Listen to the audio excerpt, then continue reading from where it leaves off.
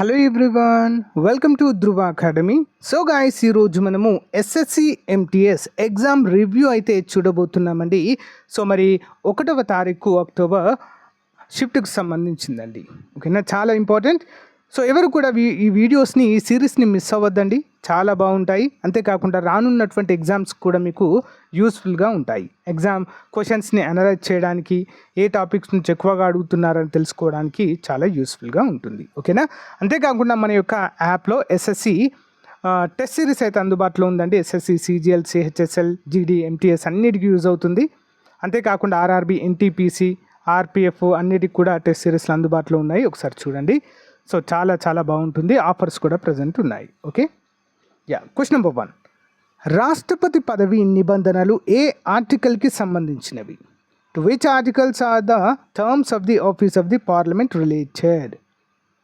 Answer article 59, article 59. Article 59 రాష్ట్రపతి పదవి నిబంధనలను గురించి చేస్తుంది. ఇది క్రింది విధంగా ఉన్నాయి. రాష్ట్రపతి పార్లమెంట్లో లేదా ఏ రాష్ట్ర శాసనసభలోనైనా సభ్యుడు కాకూడదు. అటువంటి సభ్యుడు మరి అధ్యక్షుడిగా ఎన్నికైనట్లయితే అతని రాష్ట్రపతి పదవి స్వీకరించిన తేదీన సభలో తన సీటు ఖాళీ అయినట్లుగా పరిగణించబడుతుంది. రాష్ట్రపతి ఎలాంటి లాభదాయకమైన పదవిని కలిగి ఉండరు. అతను అద్దె చెల్లించకుండా అధికారిక నివాసంలో నివసించడానికి అర్హులు. అతను చట్టం ద్వారా పార్లమెంట్ నిర్ణయించినటువంటి పారిపోషితాలు, అలవెన్స్లు మరియు అధికారాలను స్వీకరించడానికి కూడా అర్హులు. అతని పదవీ కాలంలో ఇతని పారిపోషితాలు మరియు అలవెన్సులు తగ్గించబడవు. ఆర్టికల్ 52 భారతదేశానికి రాష్ట్రపతి ఉంటారు అని తెలియజేస్తుంది. Okay, the substance of the shadow ఎవరి ఆత్మకథ? Whose autobiography is the substance of the shadow? Dilip Kumar అండి. The substance of the shadow అనే దిలీప్ కుమార్ ప్రసిద్ధి చెందిన ప్రముఖ నటుడు యూసఫ్ ఖాన్ ఆత్మకథ. ఈ పుస్తకాన్ని రచయిత మరియు మాజీ జర్నలిస్ట్ ఉదయ్ తారా నాయర్ రాశారు.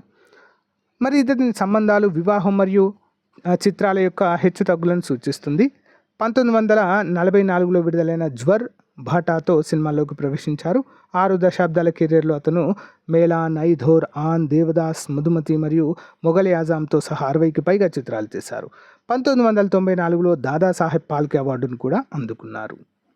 నెక్స్ట్, ఆర్టికల్ 51AH దేనికి సంబంధించింది?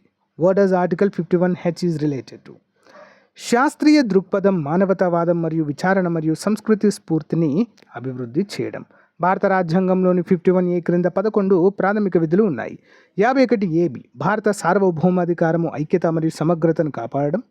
51AHC 51AC భారతదేశాన్ని రక్షించడానికి మరియు దేశ సేవ కోసం పిలిచినప్పుడు సేవ చేయడానికి సిద్ధంగా ఉండడం.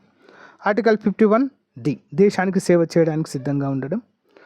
ఆర్టికల్ 51AC భాష, మత మరియు ప్రాంతీయ లేదా విభాగ వైవిధ్యాల మధ్య సామరస్యం మరియు సమానత్వాన్ని పెంపొందించడం లేదా ప్రోత్సహించడం. 51AH మన సుసంపన్నమైన సాంస్కృతిక వారసత్వ విలువను కాపాడుకోవడం. ఆర్టికల్ 51AG అడవులు, సరస్సులతో సహా అన్ని పర్యావరణాన్ని రక్షించడం మరియు మెరుగుపరచడం అయితే ఉంటుంది. నెక్స్ట్, తాజ్మహల్ నిర్మించిన మొఘల్ చక్రవర్తి ఎవరు అని క్వశ్చన్ అడిగారండి. సో లాస్ట్ షిఫ్ట్లో కూడా అడిగారు, ప్రీవియస్ షిఫ్ట్లో మళ్ళీ అడిగారు అది. Who was the Mughal empire who build the Taj Mahal? Answer Shah Jahan. తాజ్మహల్ను నిర్మించిన ఘనత, దీన్ని నిర్మించిన మొఘల్ చక్రవర్తి షాజహాన్కు చెందుతుంది. మరి అతని ప్రియమైన భార్య ముంతాజ్ మహల్ జ్ఞాపకార్థము సమాధి. తాజ్మహల్ నిర్మాణము 1632 ADలో ప్రారంభమై మరియు 1664 AD చివరిలో ఆగ్రాలో పూర్తయింది.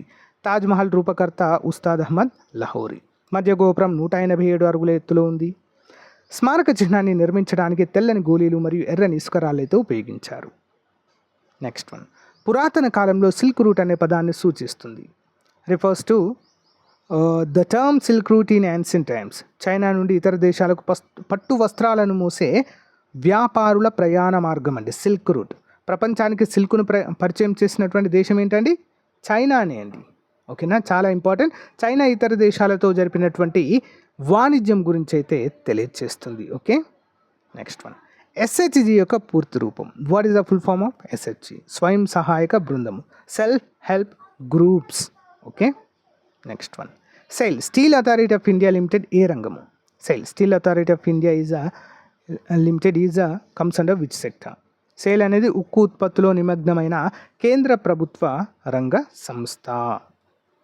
బిహు నృత్యం ఏ రాష్ట్రానికి సంబంధించింది అని క్వశ్చన్ అడిగారండి. సో ఏ రాష్ట్రానికి అండి? Bihu dance is belongs to which state? Assam. Bihu dance అనేది అస్సాం యొక్క సాంప్రదాయ జానపద నృత్యము. దీనిని బిహు పండుగ సమయంలో ప్రదర్శిస్తారు.